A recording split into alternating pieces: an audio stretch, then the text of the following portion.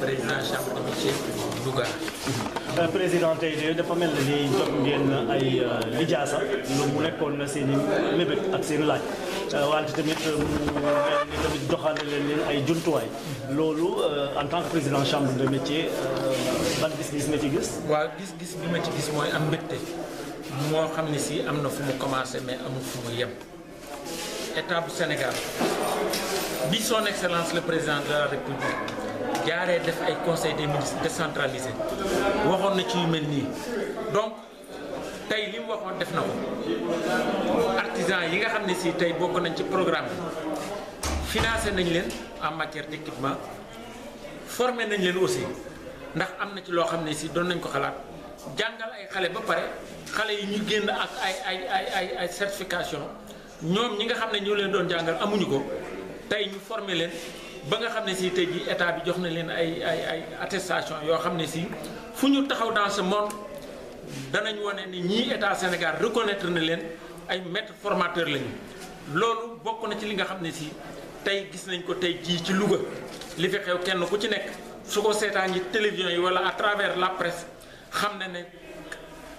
secteur de l'artisanat président de la République ak gouvernement ak son ministre de l'artisanat ministre de la formation professionnelle de l'artisanat apprentissage def na li nga xam ne si waxoon nañ ko ne danañ ko dimbalee secteur de l'artisanat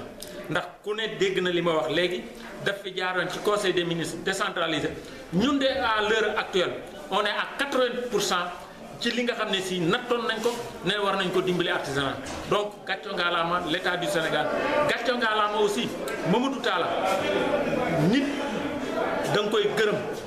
bu defee li nga xam ne si war na ko def dans ce secteur dama ne ku ne jaar na fi man 81 bi ñuy créé chambre de métier yi ba léegi maa ngi fi yàlla defit 2000 ba léegi maa ngi jiite chambre de métier bu Louga mais li fi am tey mus fee am. mu mel ne nguur gii li mu waxoon def na ko yéen ñi nga xam ne yéen ay. non suñu wareef mooy que jàngal xale yi fexe ba guider leen xale yi boo liggéeyee parce que fii à Louga wax naa ko léegi ci bi ñu nekkee ci biir salle bi nee naa leen am na ci xale yoo xam ne si génn nañu ci bi ñu génnee ba am seen CAP Senelec am na ci ñoo xam ne si recruter nañ leen. am ci ñoo xam ne si ñi ngi créer seen entreprise chambre de métier aussi di leen accompagner parce que loolu mooy suñu warugar fexe ba bu ñu leen jàppalee ba former leen ñu accompagner leen ci kenn ku ci nekk ci volet bi nga xam ne si moom ngay liggéey macha allah su dee da ngaa bëgg a wuti entreprise daañu la accompagner bu dee koo xam ne si nag da ngaa bëgg a génn pour dem dans les sociétés donc loolu aussi war nañu jàppale la. ci taxawaayu chambre de métier aussi bokk. ko léegi. nee naa lii am na ci ñoom ku ko wax léegi 90% xale yi ñoo ko moom xale yi ñoo tax état bi taxaw ndax politique gu fexe ba chômage bi mën a wàññi ko fexe aussi ba mbëkk mi nga xam ne si mi ngi am mu nasaxal ndax loolu bokk na ci politique gu état bi fi ñu toll nii vraiment defe naa ne Louga à l'heure bi ma lay wax. amutul koo xam ne si war na mën a jóg di dem di mbëkki di dem ci àll bi macha allah équipement yi am na ñu ngi leen di accompagner état bi teg na politique boo xam ne si politique artisanale dama ne kenn ku ne gis nañ fi sa ay kenn ku ne gis nañ fi sa ay mais ayub Macky Sall gi du jeter ay fleurs mais li nga xam ne war na ko def ci artisanat mi ngi koy def ba mat sëkk jox na artisan gëddaam jox na secteur bi gëddaam jox na chambre de métier yi aussi gëddaam. bravo au ministère daya comme ni ma ko waxee ñu ngi lay yóbbante aussi ci ministre bi santal ñu ko gërëmal ñu ko ci lii nga xam ne si ci ayam la amee vraiment lii man wax naa ko léegi 2000 laa jot réunion chambre de métier mais li fi am tey musu fee am il faut le dire haut et fort su ngeen ko génnee gis ngeen lii kenn musu koo gis jox la yokk sa savoir faire ci li ngay def ak xale yi ba pare équipé la jox la matière première aussi loolu aussi dama ne ku gis nen yaa ngi nii vraiment ñu ngi leen di sant bu baax di leen gërëm. Le français. waaw ok. C'est M. Ousmane Adamadia, directeur de l'apprentissage au ministère de la formation professionnelle et de l'apprentissage et de l'artisanat. Quelle est La cérémonie porte sur deux choses. La première chose d'abord, c'est de remettre de manière officielle des titres de reconnaissance pour mettre d'apprentissage. Et la deuxième chose, c'est de remettre des équipements. Et tout cela s'inscrit dans le cadre de la coopération entre le Sénégal et le Grand-Duché de Luxembourg à travers le projet Saint-Denis. Et ça, c'est extrêmement important, c'est un enjeu de taille. C'est une cérémonie donc, qui s'inscrit dans le cadre d'un processus de changement de paradigme dans la formation professionnelle. Et depuis l'avènement du président Macky Sall, à travers les cadres de planification qu'il a créé à long terme dans le PSE, qui est aujourd'hui la référence en matière de politique publique au Sénégal, l'axe 3, l'axe 2 du PSE sur le capital humain, c'est l'homme en fait. On ne peut pas développer un pays si on ne renforce pas les capacités des hommes, on ne renforce pas la ressource, la première ressource, c'est l'homme, qui est au début et à la fin du développement. Et la formation professionnelle technique est un levier important pour le développement du Sénégal, pour l'émergence. On ne peut pas développer un pays si les gens n'ont pas de qualification professionnelle. On ne peut pas développer un pays si ceux qui sont les plus nombreux et qui s'activent dans les ateliers artisanaux, nous appelons les maîtres d'apprentissage, qui sont dans un secteur dit informel, moi que j'appelle le secteur non formel, pas non formel, si on choisit d'être dans le non formel, et ils ont des apprentis avec eux. Donc la plus grande partie de ces personnes actives qui tirent l'économie du Sénégal sont dans ce secteur-là, dit non formel. Donc on ne peut pas développer ce pays, on ne peut pas aller à l'émergence si on laisse en rade, en marche le système, la majeure partie des personnes qui ont le savoir-faire, qui ont la qualification, et à qui il manque juste un complément de formation technique, à qui il manque une mise à niveau, une mise à jour en termes d'équipement, en termes d'outillage, en termes de mise à norme de nos ateliers. Nous avons, pour que ces ateliers-là quittent l'informel, quittent l'inorganisation et émergent comme de véritables PME, PMI qui vont servir de socle au développement économique du Sénégal. Je pense que c'est ça la vision politique qui a été portée par le président Macky Sall et qui est en train d'être opérationnalisée et mise en œuvre par le ministre Moubarkala, qui est un produit du système, donc qui est carrément un pur produit du système, donc il comprend les enjeux et les défis. Et ce n'est pas pour rien qu'on lui a confié ce ministère-là. Et le président lui a renouvelé sa confiance. Donc, il y a le ministre qui est resté depuis qu'il occupe ce poste-là. Ça veut dire que la confiance est là, ça veut dire que c'est un ministre qui a compris les défis et les enjeux liés à la qualification professionnelle, liés au développement des compétences. Pour vous dire tout simplement qu'au niveau du ministère, nous sommes en train d'engager un véritable processus de changement radical de cap en matière de qualification professionnelle.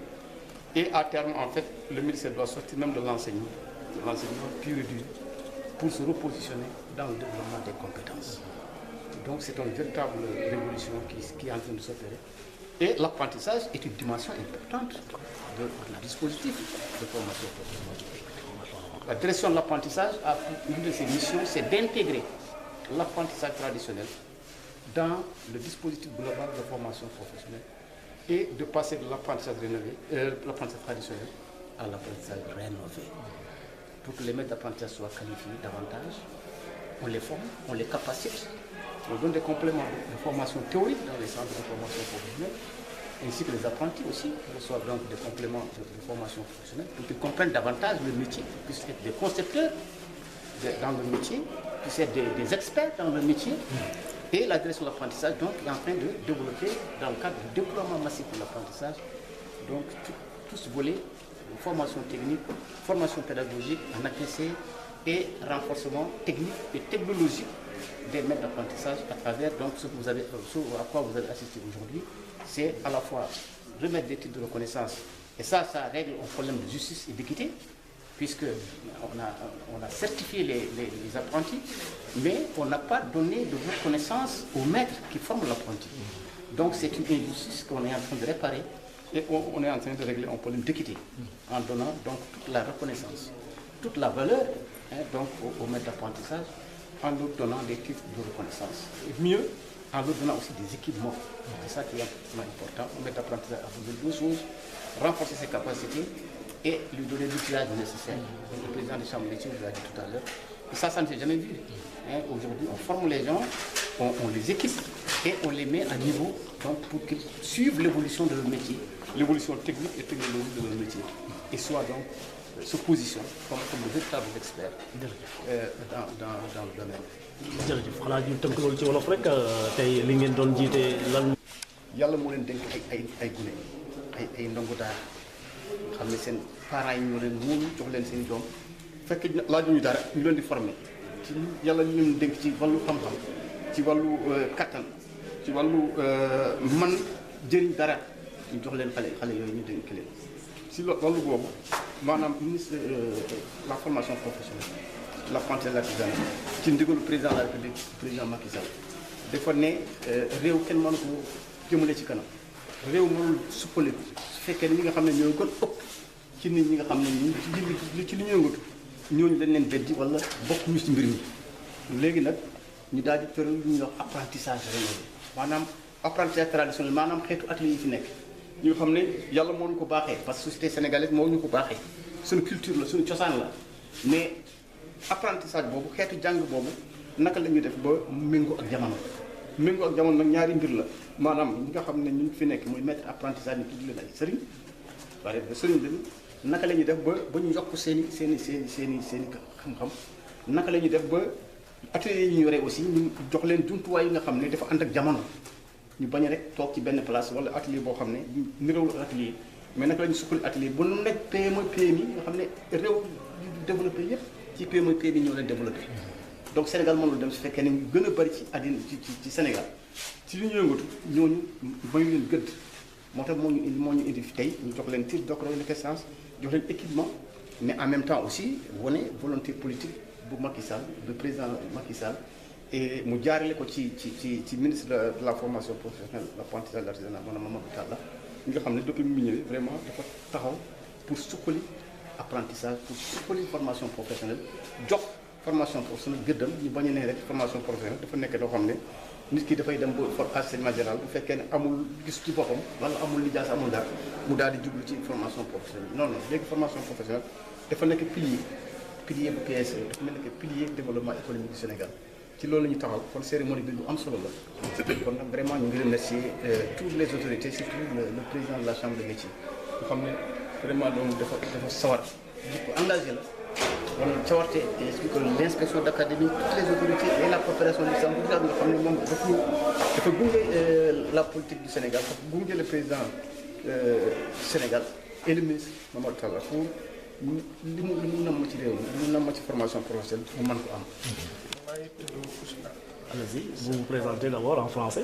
Je m'appelle Abdoul Ahad Badiane, je suis le coordonnateur de la zone nord du programme SEN 028 qui rentre dans le cadre de la coopération entre le Sénégal et le Luxembourg et qui œuvre dans le secteur de la formation professionnelle technique. Ok. Donc aujourd'hui, vous avez permis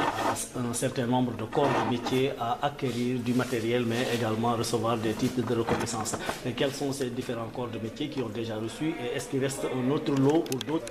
Donc les corps de métier qui ont reçu du matériel, c'est 3 corps de métier sur un total de 6 corps de métier.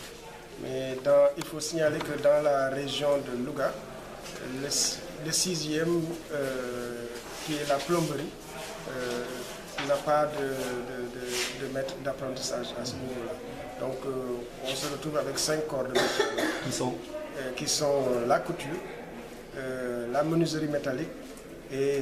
la maçonnerie. Voilà. Et maintenant il reste dans le circuit le le corps de métier de menuiserie bois et de mécanique automobile. Et tout ça, on peut évaluer ça à un coût égal à combien? Voilà, pour l'évaluation, en fait, ce serait difficile par région. Mais parce que le programme intervient dans deux zones, dans la zone centre et la zone nord. Voilà. Et donc le coût global tourne autour de 180 millions pour les deux zones. Voilà. Maintenant, rapporté en région, ça dépendra du nombre de maîtres artisans. Et il faut dire que pour la région de Louga, il y a au total 42 maîtres artisans. Et parmi ces 42 maîtres artisans, ceux qui sont des 3 corps de métier ont reçu les premiers lots de matériel. ci ñu dem ci wolof bi xool nag tey am na ay corps de métier yi ngeen jox. Donc si juróomi corps de métier yi nga xam ne ni ñoo nekk ci région Louga ñetti corps de métier ñoo ci jotagum seeni ay équipement fi nekk nii ñetti yooyu mooy couture mooy maçonnerie ak menuiserie métallique léegi mu des nag donc menuiserie bois ak mécanique auto ci juróomi corps de métier yi nga xam ne ñoo am ci région de Louga léegi matériel yooyu boo xoolee maître artisan yi sax laay wax ci région de Louga boo leen xaymawee ñeent fukk lañu ak ñaar ñii ñëpp waaw ñeent fukk ak ñaar yooyu nag ñi nga fukk ak ñett moo ci nekk par exemple menuiserie métallique fukk ak juróom ñoom ñoo ci nekk ay couturier ñett yeneen yi nekk ay maçon. kon nag loolu suñ ko doon xayma ci koppar ñaata la war a toll. waaw xayma bi day daal di jafe par région parce que programme bi day intervenir ci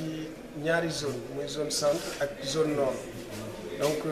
mais boo xaymawee li ñu investir ci mbirum matériel bi mu ngi toll ci téeméeri millions. 400 millions waaw ñeenti téeméeri millions donc boo xoolee zone centre ak zone nord voilà léegi nag ci loolu par région mu ngi dépendre ci nombre de maîtres artisans yi mën nañ ko bu ñu ko calculer dinañ ko mën a rapporter à la région. waaw ndax loolu dafay wane ne jumtuwaay yi ngeen joxe da ngeen koo leble wala da ngeen koo maye. waaw jumtuwaay yi dañ koy maye parce que coopération bi suñu partenaires yi. ñoom duñu leble dañuy maye. à condition. te dañu mayewaat parce que ñoom seen maye moo ngi dépendre ci seen PIB nu muy avancé seen koom-koomu réew nu muy avancé maanaam boo jëlee téeméer bu nekk ñoom 1% bi la ñuy maye mais 1% boobu tax na ñu mën a construire ci zone nord bi 12 centres def ci mbirum apprentissage def ci lu bëri waaw. donc mu mel ne ni kon su ngeen joxee matériel bi dafa am lu ngeen leen di laaj comme du ngeen fayee ko. matériel bi li tax ñu jox leen ko mooy partenariat bi ñu am ak maîtres artisans yi ci mbirum apprentissage parce que ñun dañoo bëgg xale yi réew mi seen mën-mën yokku ñu mën a gën a dëgëral économie dëkk bi parce que dañoo gis ne téeméer bu nekk juróom-ñett fukk yi ak juróom-ñaar ci ay entreprise ñoo ngi nekk ay entreprises yoo xam ne nii ci secteur artisanal bi la ñuy jóge ci loolu nag le ministère bi wax ne donc ñii dañoo war a bokk ci dispositif bi pour ñu mën a booster effectif yi waaw loolu nag mooy matériel bii dañ ko mettre à disposition pour que ñoom ñu ci sukkandiku pour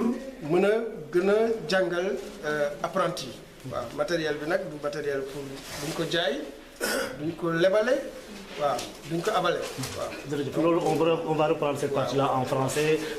est-ce que donc justement ce matériel est à rembourser ou bien quel est maintenant le partenariat que vous avez signé avec les maîtres d'apprentissage? Le matériel qui est donné dans le cadre du programme c'est un don parce que nos partenaires le partenaire luxembourgeois il œuvre en termes de ce sont des dons, des fonds perdus qui sont mis à la disposition. Et ces dons-là ils sont évalués au terme de 1% de leur